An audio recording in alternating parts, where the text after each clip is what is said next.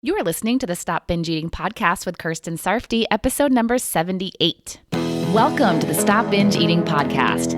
It's time for you to end your food obsession and begin feeling confident and in control around food. You are absolutely capable of eliminating binge eating from your life, and I'm going to show you how by giving you simple tools and insights that you can apply in your own life. I'm your host, Kirsten Sarfty. Now let's get to it. Hi. You ready to talk about the times when you don't have options for what you're going to eat? Sometimes you're put in situations where you don't get to decide what food is available to eat.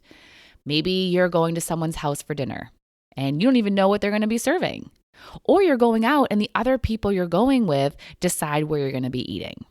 I've also had some clients of mine talk about going to retreats or conferences where meals are included and they don't get to choose, or options are very limited.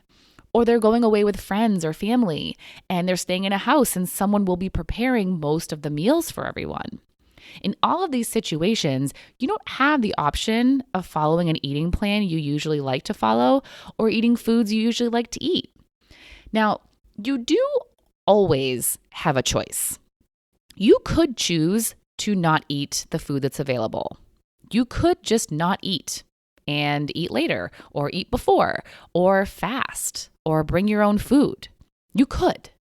But in this episode, I'm going to assume that you're not going to make these choices and help you navigate the situations where you are choosing to eat whatever is there. What you're given is what you get, and you're going to eat it. And you might freak out about it. All the worries swirl and loop around in your mind. You worry about eating too many calories, about gaining weight, about it leading to a binge. So much worry, so much freaking out beforehand and during. You're worried because you don't know what's going to happen. You don't know if everything will be okay or if it's going to result in a complete disaster. Most likely, you're thinking that it is going to be a disaster. You're imagining eating too many calories and how it's going to affect you negatively. You're imagining gaining weight and how you're going to have to restrict or cut back or exercise more or do something to reverse it. You're imagining eating and then your mind getting stuck on eating and you end up binging because of some reason. Either you label the meal as unhealthy, so you just keep being unhealthy since now your day is unhealthy, or the food you're eating is highly palatable and pleasurable and your brain wants more of it, so you feel urges for more. Whatever the reason, you're afraid that a binge will come from eating this food. And also, if you haven't been eating well, if you did binge recently, you might be kind of annoyed that this is happening because you're ready to get back to healthy, regular eating. And this food you're going to be eating might not be that. That used to happen to me a lot. I'd waste my indulgences on binging and eating alone. And then when someone else wanted to indulge with me, say they wanted to order pizza, I'd either say no or do it, but feel kind of bad about it because I truly wanted to get back to regular eating the way I wanted to. And as you're having all of these worries, how are you acting? I would guess that before you eat, you're not excited to be with the people that you're with or calm and relaxed. And when you're eating, you're not present with the people. You're too focused on your worries, and you're probably not even enjoying the food as much as you could be. We most enjoy food when we're able to focus on how good it is and focus on the flavor and texture, but you're not doing that when you're worried or afraid. You're thinking negatively about this food and maybe even feeling kind of resentful about it, or even worse, resentful about the person who chose it or made it. Here you are in a place where you could have a lovely experience with people you love or people you like, and you're not even able to enjoy it because you're so worried about what effect this food is going to have on you. And the craziest part about all of it, everything you're worrying about might not even happen. You might not go over your calorie goal or gain weight or binge. And yet you waste so much time and energy and miss out on enjoying the experience and the people and the food. You're also setting yourself up for the worst case scenario to happen. Do you ever overeat or binge when you're worried, afraid, nervous, or annoyed? because you're causing yourself to feel those ways with all your worst case thoughts about eating the food. So you may be setting yourself up to do those things. You worry about eating too many calories and you overeat because you're feeling worried and you go over your calories. You're nervous about binging after eating this food, and because you're nervous, you eat to try and calm yourself down, and you keep eating because you're still feeling nervous, and then you don't even try to stop. You just let it continue and you binge. So if you want to have success in a situation like this, then you have to calm down and relax. There's nothing you can do to change the food presented. All you can do is choose how you respond to it. How you respond to this will determine how you act, where your focus is, and how much you eat. And how you choose to respond really depends on what your concern is. I'd say the main underlying concern most people have here is overconsumption. They're afraid they're going to eat too much. And that may mean they're overeating on the food, or they're eating until proper fullness, but the food is highly caloric and they're thinking they're overeating calories. I think one of the best things you can do for yourself is to see this situation you've been put in as temporary and short term.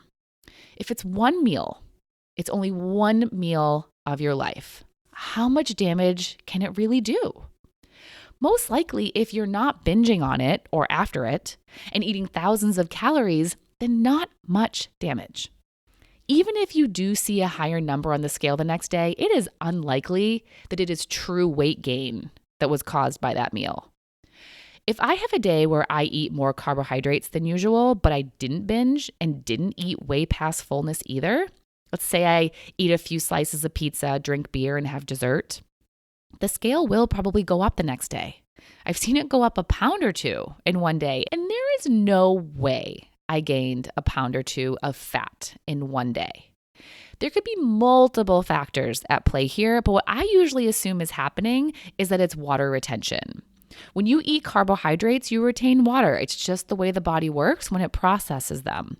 So sure, the scale may say I gained a pound or two, but in the next day or two, it will most likely be back to where it was if I go back to eating how I normally do, meaning I'm not continuing to eat pizza, dessert, and drinking beer.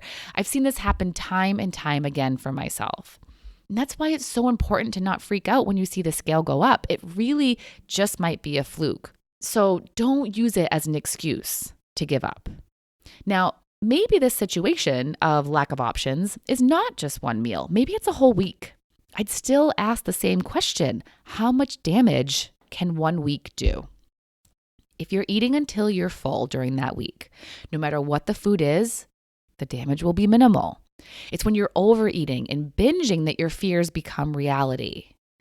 Now, you may automatically start thinking that you're going to overeat or binge, that you're not going to be able to eat just until you're full. And that is not a useful way to think. That kind of thinking causes the worry that will drive you to do exactly that. You think you're going to binge or overeat, so you will. You want to eat like a normal person, right? This is what normal people do. They eat surprise food. They're okay with it. And they just eat until they're full without any concerns about what it's going to do.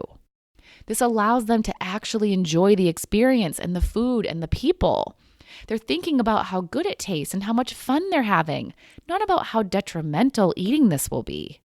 No matter what the circumstance, whether it's something like what I'm talking about today where you don't have options for what's available, or it's a time when you binge, the best thing you can do for yourself is to get back to how you want to be eating as soon as you can. Don't use this as an excuse to blow it all and make a series of regretful eating decisions. And also, don't use it as an excuse to cut way back and be severely restricted in what you're eating. Eat what's presented to you and then do what you want to do when you can. What's going to matter most, what will make or break you, what will determine whether you eat too much or not, is your mindset going into this and while you're in it. Your actions will be determined by how you feel. And how you feel will be determined by what you're thinking. If you want to feel calm and not overeat or binge so you don't make a possible unhealthy eating situation worse, You gotta think calm thoughts. You have to mentally calm yourself down. It is just one meal. It is just 1 week. You can get back to eating what you want after. You are going to enjoy the people. Don't just give up and give yourself permission to go crazy. Take control of what you're thinking so you can take control of how much you eat.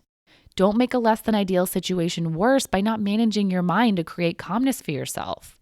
The best thing you can do is to enjoy yourself, stay present and relax. Then the eating will fall into place. Stop the worrying and start the fun. I'll talk to you next time. Bye-bye. Thank you for listening to the Stop Binge Eating podcast. If you like what you heard today and you want more, go to coachkir.com/free. That's COACHKIR.com/free to get some awesome free stuff to help you stop binge eating.